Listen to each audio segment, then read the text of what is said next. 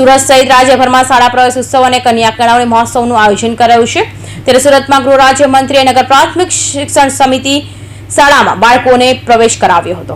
સુરત સહિત રાજ્યભરમાં શાળા પ્રવેશ ઉત્સવ અને કન્યા કેળવણી મહોત્સવનું આયોજન કરાયું હતું। તો સુરતના ઘોડદર રોડ ખાતેની નગર પ્રાથમિક સમિતિની વિષ્ણુ પ્રસાદ ત્રિવેદી શાળા ક્રમાંક 2 ખાતે શાળા પ્રવેશોત્સવ અને કન્યા કેળવણી મહોત્સવનું આયોજન કરાયું હતું। જેમાં ગૃહ રાજ્યમંત્રી હર્ષ સંઘવી હાજર રહ્યા હતા અને હર્ષ સંઘવીએ બાલવાટિકા તથા ધોરણ 1ના બાળકોને શાળામાં પ્રવેશ કરાવ્યો હતો।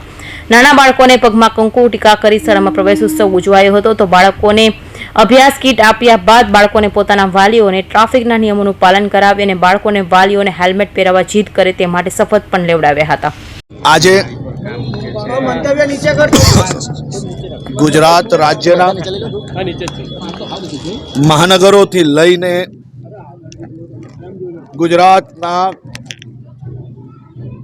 ગામડાઓ સુધી શાળા પ્રવેશ ઉત્સવની શરૂઆત થઈ ચૂકી છે। એ નાના નાના બાળકો જે પાપા પગલી ચાલીને હવે ભણતર પ્રાપ્ત કરવા માટે આજથી તેમની શાળાની શરૂઆત થઈ છે અને આ પાપા પગલી ભરીને ચાલતા બાળકો શાળા પ્રવેશ ઉત્સવમાં શાળાના પહેલા દિવસે ઘરેથી બહાર નીકળતી વખતે એ માસૂમ આંખોમાં ક્યાંક ને ક્યાંક આંસુ નજરે આવતા હોય છે। પણ આદરણીય પ્રધાનમંત્રી શ્રી નરેન્દ્રભાઈ મોદીજીના આ શાળા પ્રવેશ ઉત્સવ કાર્યક્રમ થકી આ બાળકોના ચહેરા ઉપર જે સ્મિત નજરે પડે છે, આ ભાગ્ય જ કદાચ દેશની મોંઘામાં મોંઘી સ્કૂલમાં બી પ્રથમ દિવસે બાળકોના ચહેરાઓ ઉપર આ પ્રકારની સ્મિત નજરે આવતી હશે। આ બાળકોને કુમકુમ પગલે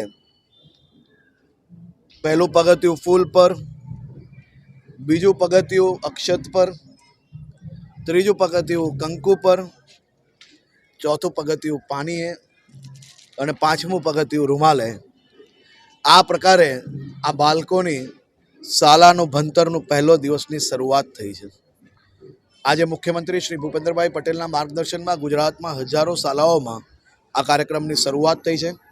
નિપુણ ભારત અંતર્ગત નવી એજ્યુકેશન પોલિસીના અંતર્ગત શાળાઓમાં બાળકોને ક્રિએટિવ દિશાઓથી ક્રિએટિવ વ્યવસ્થાઓ થકી ભણતર પ્રાપ્ત થાય તે માટેની બી વ્યવસ્થાઓ કરવામાં આવી છે અને એની સામગ્રી શાળાઓ સુધી પહોંચાડવામાં આવી છે। ખૂબ મોટા પ્રમાણમાં સામગ્રી સરકારી શાળાઓમાં પહોંચાડવામાં આવી છે। પ્રતિજ્ઞા લેવામાં આવી ટ્રાફિકને લઈને।